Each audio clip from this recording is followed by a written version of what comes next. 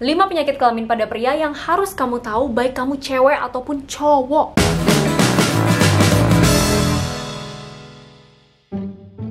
Hey guys, welcome to my channel Kelenhai. Kalau kamu cowok, kamu harus tahu kapan tanda dan gejala penyakit di bawah situ muncul. Dan kalau kamu cewek, harus nonton ini juga supaya pandai-pandai kenalin gejala di pasangan kamu, supaya nggak ketularan. Chlamydia disebabkan oleh bakteri Chlamydia trachomatis, di mana di cowok gejalanya meliputi keluarnya cairan dari Mr. P, sensasi terbakar saat buang air kecil, nyeri dan bengkak pada salah satu atau kedua testis. Ini cukup jarang terjadi. Chlamydia ini juga bisa menyerang lubang anus atau rektum dan menyebabkan nyeri anus, discharge atau cairan keluar dari anus, dan perdarahan. Tapi kadang infeksi Chlamydia ini bisa juga asimptomatik atau tanpa gejala, sehingga mudah nih menularkan dari satu orang ke pasangan seksual lainnya. Maksudnya dari satu orang ke orang lain melalui kontak seksual gitu. Pada pria harus berhati-hati karena Chlamydia ini juga mungkin menyebabkan infertilitas atau ketidaksuburan. Jadi penyakit-penyakit kayak gini jangan disepelekan. Herpes genital disebabkan oleh HSV1 maupun HSV2. Walaupun sebenarnya herpes genital, tapi bisa juga loh kena ke mulut gitu kalau misal aktivitas seksualnya itu oral sex gitu kan. Nah, kelainannya bisa dilihat seperti ini, yaitu ada vesikel yang bergerombol ya, kayak pelenting-pelenting berisi cairan gitu, yang mana kalau dia pecah bisa ninggalin luka yang sembuhnya tuh bisa lama gitu loh, even after kalian sembuh nih dari infeksi herpes ini.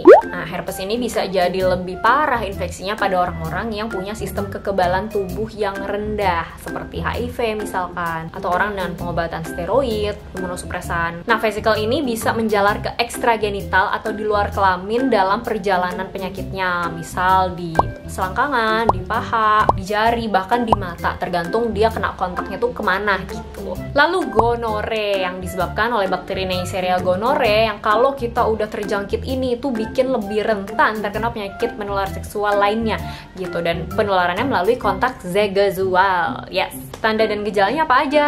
Nyeri testis, disuria atau nyeri saat pipis, keluarnya cairan kental berwarna kekuningan gitu dari saluran kencing, dan nyeri saat buang air besar akibat radang pada rektum atau dubur. Ada juga gejala lain di luar alat kelamin karena namanya infeksi, ya ada tanda-tanda seperti demam, ngilu-ngilu sendi, badan pegal-pegal, sakit tenggorokan, bahkan kemerahan pada mata, dan kelainan pada kulit. Gonore ini memang mudah menular dan sering ditemui, dimana kalau nggak diobatin itu berpeluang untuk terkena infeksi lain kayak HIV atau menularkan HIV. Bahaya kan? Tahu sendiri kan kalau HIV kayak gimana? Tonton di video aku yang ini. Terus kondiloma acuminata, nah ini kelihatan banget bedanya, atau kita sebut kutil kelamin, disebabkan oleh infeksi HPV, Human Papilloma Virus. Sebenarnya HPV sendiri tuh ada berbagai macam jenis, ada HPV 16 dan 18 yang sifatnya onkogenik ya, artinya infeksi ini bisa bikin terkena kanker. Infeksi ini bisa menyebabkan perubahan ke arah kanker. Dan HPV tipe 6 dan 11 yang menyebabkan kutil kelamin yang kita kenal dengan kondiloma acuminata ini. Jadi bisa dibilang tipe 6 dan 11 ini HPV yang jinak gitu ya, dan yang tipe 16 dan 11 ini bisa ganas. Dan ini perlu diwaspadai, sekalipun terkena infeksi HPV yang jinak nih, ini bisa menyebabkan perubahan di tubuh kita yang bikin lebih rentan ke arah perubahan menuju kanker. Gejalanya kayak gimana udah jelas banget ya, bisa dilihat di sini. Bener-bener kayak kutil gitu loh, kutil pada kelamin. Jadi hati-hati buat kalian yang pasangannya mungkin jarang pulang ke rumah karena dinas atau bekerja di luar kota. Sebelum berhubungan dicek dulu ya bunda. Kalau ada gejala-gejala kayak gini, walaupun gak sebesar ini, sekecil aja deh, nah itu harus berhati-hati karena ini bisa ditularkan. Nah kalau ditularkan kan kasihan pasangannya ya gitu. Yang dapat siapa, yang kena siapa.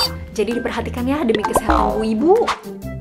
Lalu sifilis. Sifilis ini disebabkan bakteri Treponema pallidum, dan dia punya 3 stage nih tahapan penyakitnya, yaitu sifilis primer, sekunder, dan tersier. Di sifilis primer ini muncul yang namanya ulcus durum atau canker, bukan kanker ya, canker. Bentuknya kayak gini, batasnya tegas, tidak nyeri, dan bersih gitu.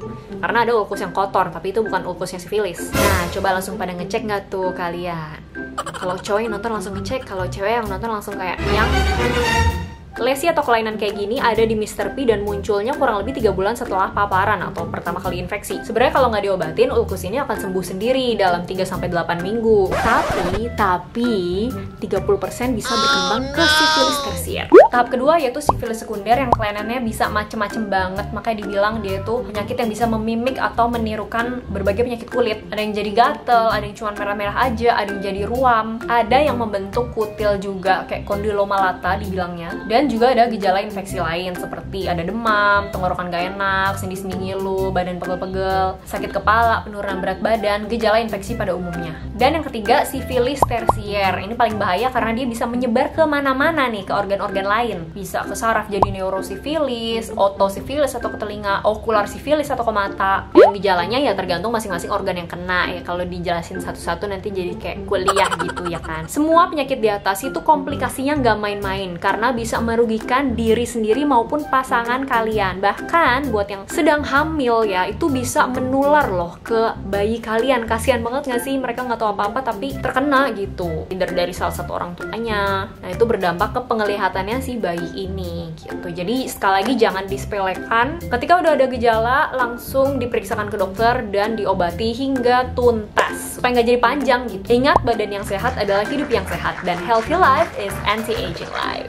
Gitu teman-teman semua, kira-kira yang bisa aku share di video kali ini. Semoga infonya bermanfaat buat kalian dan bantu share ke orang-orang terkasih kalian, ke keluarga maupun pasangan kalian yang butuh info ini gitu. Harus selalu jaga kesehatan buat yang belum nikah, udah nikah, atau bahkan mungkin lagi hamil. Biggest support untuk Bumil dan Bu Sui karena memang ini adalah fase perubahan yang cukup challenging gitu ya untuk Bumil dan Bu Sui sekalian. Jangan lupa untuk self love dan self care, dan jangan lupa untuk pakai skincare karena sekarang udah ada skincare aman untuk Bumil Bu Sui yaitu Navana. Dengan ingredients yang diformulasikan aman untuk Bumil Bu Sui, mom semua sekarang bisa tetap merawat diri skincarean dengan tenang dan aman. Aman untuk moms, aman untuk babynya. Seneng banget karena udah banyak testi dan review yang muncul. Jangan kelewatan, yuk langsung cobain dan rasain manfaatnya sekarang. Linknya ada di bawah ya, di description box. Buat yang ada pertanyaan, kritik, saran, atau request mau bahas apa nih selanjutnya, boleh banget komen di bawah, oke? Sekali lagi, thank you so much for watching. Semoga bermanfaat. And remember, healthy life, anti-aging life. See you on my next video. Bye!